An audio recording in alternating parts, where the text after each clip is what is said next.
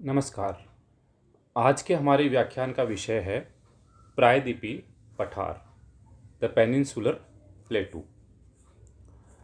उत्तरी मैदान के दक्षिण में पठारी भूमि तीन ओर से सागरों से घिरी होने के कारण प्रायद्वीपीय भारत कहलाती है।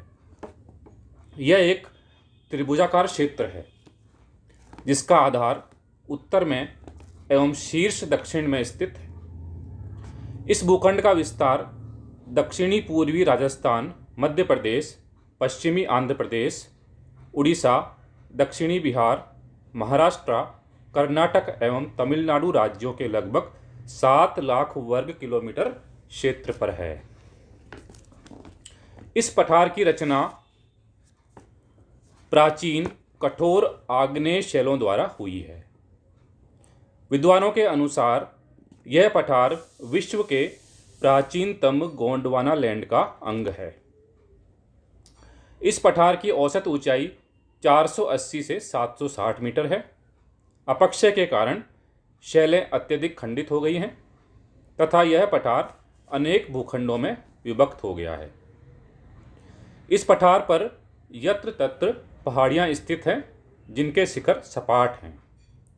कठोर रवेदार शैलों पर नदियों ने गहरी घाटियों का निर्माण किया है।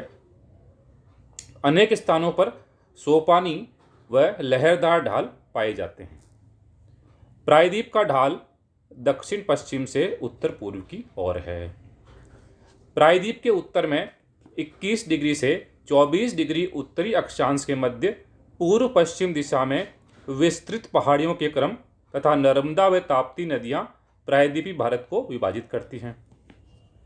नर्मदा के उत्तर में विंध्याचल श्रेणी एवं दक्षिण में सतपुड़ा पहाड़ियां स्थित हैं।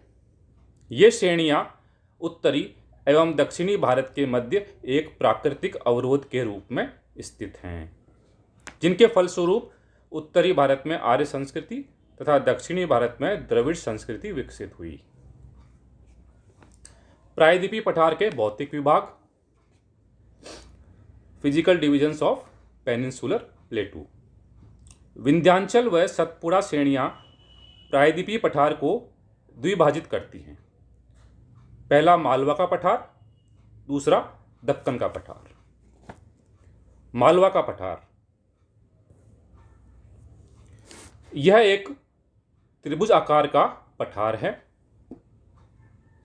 इसके दक्षिण में विंध्याचल एवं सतपुड़ा पहाड़ियों का क्रम सुदूर पूर्व में गंगा डेल्टा तक विस्तृत है।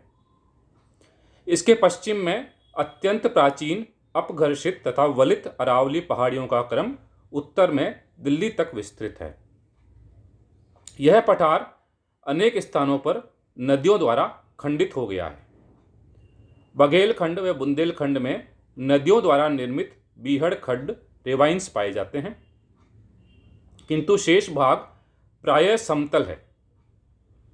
पठार का सामान्य ढाल गंगा घाटी की ओर है। पठार को धरातल सामान्यतः लहरदार है, जिसमें कहीं कहीं साधारण ऊंची पहाड़ियां स्थित हैं।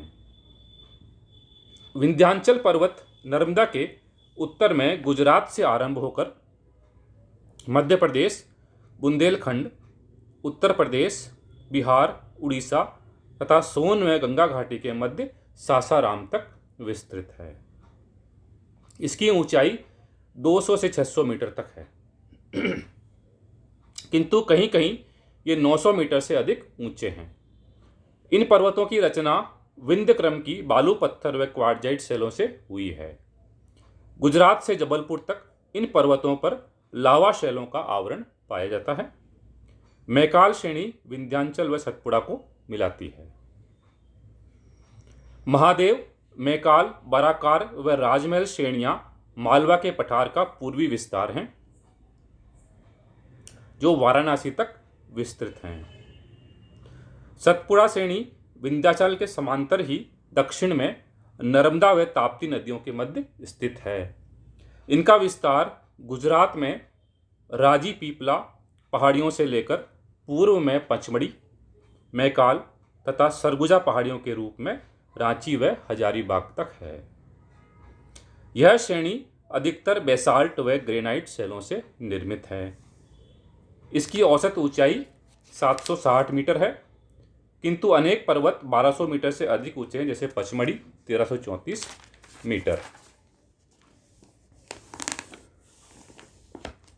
अमरकंटक के ठीक नीचे 6000 मीटर ऊंची शिखर स्थित है।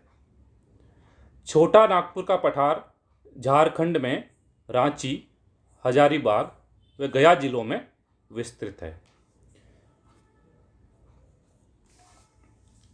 इस पठार पर कई श्रेणियां स्थित हैं, जिनके मध्य महानदी, दामोदर, सोन, सुवर्णरेखा आदि नदियां गहरी घाटियों में प्रवाहित होती हैं।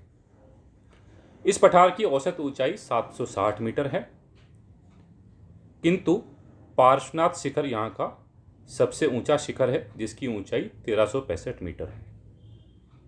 यह पठार कोयला, तांबा, अभ्रक, बॉक्साइट, क्रोमाइट, काओलिन, चिकनी मिट्टी, चूना पत्थर, टंगस्टन, फेल्सपार, क्वार्ट्ज, इमारती पत्थर की प्रचुरता के कारण खनिज भंडार कहलाता है। अरावली श्रेणी मालवा पठार के उत्तर पश्चिम में लगभग 800 किलोमीटर लंबाई में अहमदाबाद से राजस्थान होते हुए दिल्ली तक विस्तृत है। माउंट आबू इसका उच्चतम शिखर है।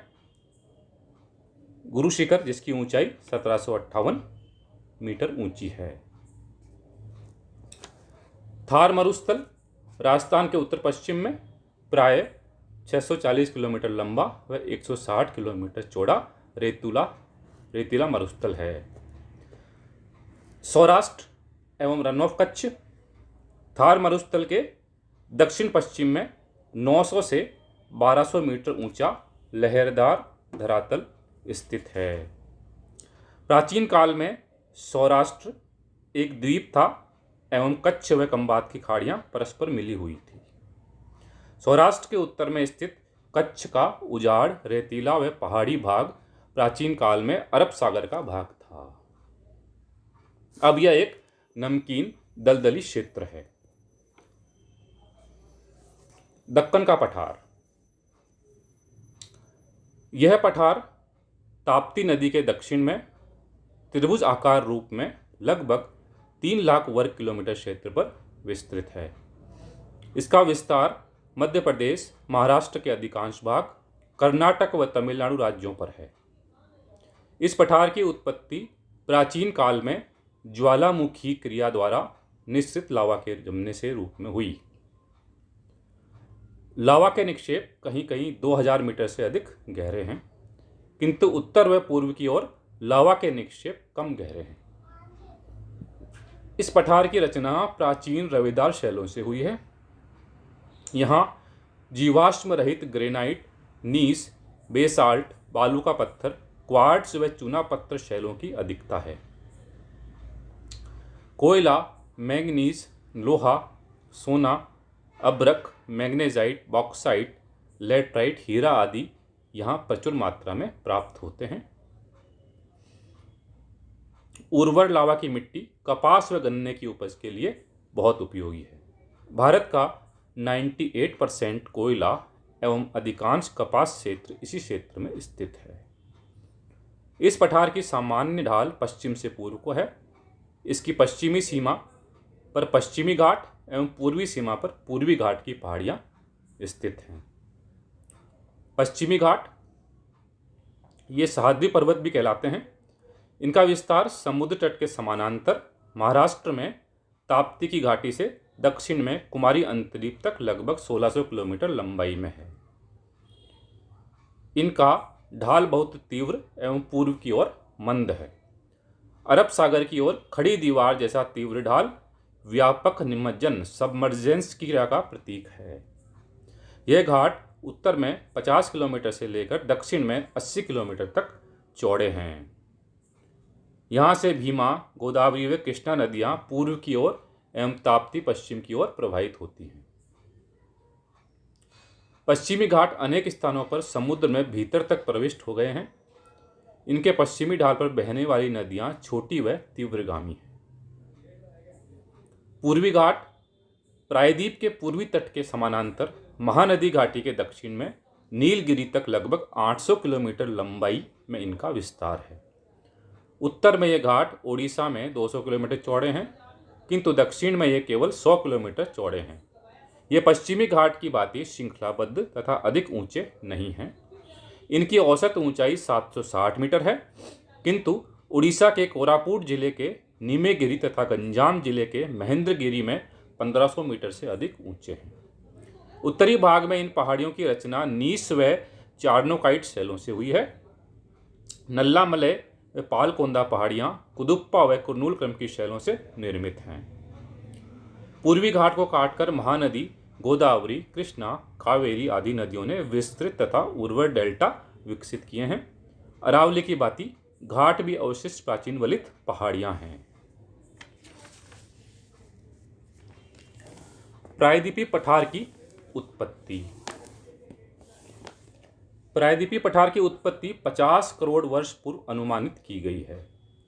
भूवैज्ञानिकों के मत में यह पठार प्राचीन गोंडवाना लैंड का अंग है, जो कभी भी पूर्णतः सागर के नीचे नहीं डूबा।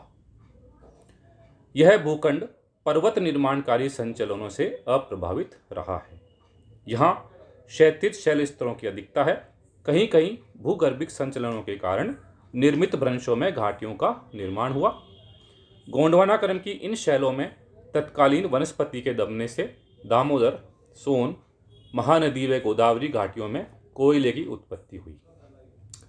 द्वितीय प्रमुख भूगर्भिक संचलन व्यापक ज्वालामुखी क्रिया के रूप में हुई, जिसके फलस्वरूप हजारों मीटर गहरे लावा के निक्षेप से दक्कन ट्रैप की उत्पत्ति हुई। दक्कन के पठार की रचना पुरा कैम्ब्रियन युगीन अति प्राचीन कठोर व रवेदार आर्कियन शैलों से हुई, जो बाद में अत्यधिक कायांतरित हुई है। यहाँ ग्रेनाइट, नीस, स्लेट, संगमरमर, चूना पत्थर एवं कोयला युक्त शैलों की विविधता पाई जाती है। अत्यधिक अपक्षय के कारण अनेक स्थानों पर आधार शैलें अनावृत हो गई हैं। प्रायद्वीपीय पठार का महत्व। Significance of the peninsular प्लेटू। प्राचीन आग्नेय कायांतित शैलों से निर्मित होने के कारण यह भूभाग खनिज संपन्न है। मध्य प्रदेश में मैग्नीज, संगमरमर, चूना पत्थर, बिहार व उड़ीसा में लोहा व कोयला, कर्नाटक में सोना, आंध्र प्रदेश में कोयला, हीरा आदि आर्थिक महत्व के खनिज उपलब्ध होते हैं। लावा की मिट्टी कपास व गन्ने की खेती के लिए अति उपयोगी है। पहाड़ी क्षेत्रों में लेटराइट मिट्टियाँ चाय, कहवा तथा रबर के लिए उपयुक्त हैं। गर्म मसाले, काजू, केला अन्य महत्वपूर्ण उपजें हैं। वनों में चंदन, साल, सागौन, शीशम आदि बहुमूल्य लकड़ी तथा लाख, बीड़ी बनाने के लिए तेंदू, टिमरू वृक्ष के पत्ते, हरड़, बहेड़ा, आंवला, चिरौंजी, अग्नि व रोशा घास आदि आर्थिक महत्व की गौण वन उपज प्राप्त होती हैं। पठारी धरातल पर प्रवाहित होने वाली नदियों के प्रपाती मार्ग में अनेक स्थानों पर जल विद्युत शक्ति के विकास की संभावनाएं उपलब्ध हैं। कठोर चट्टानी धरातल होने के कारण वर्षा के जल को एकत्रित करने के लिए जलाशय में बांध की सुविधाएं उपलब्ध हैं। सामान्यतः प्रायद्वीपीय पठार की जलवायु उष्ण है, किंतु ऊटकमंड, पचमढ़ी, महाबलेश्वर आदि सुरम्य एवं स्वास्थ्यवर्धक स्थान पर्यटकों के लिए विशेष आकर्षक हैं। विषम धरातल होने के कारण यहाँ आवागमन के साधनों का समुचित विकास नहीं हो सका है। अतः दक्षिण भारत में उत्तर भारत से सर्वदा भिन्न संस्कृति विकसित हुई है। उत्तरी मैदान की तुलना में यहाँ कृषि भी अधिक विकसित नहीं है। चंबल व अन्य नदियों के बीहड़ लंबी अवधि तक डाकुओं व असामाजिक तत्वों के शरण स्थल रहे हैं। धन्यवाद। Thank you.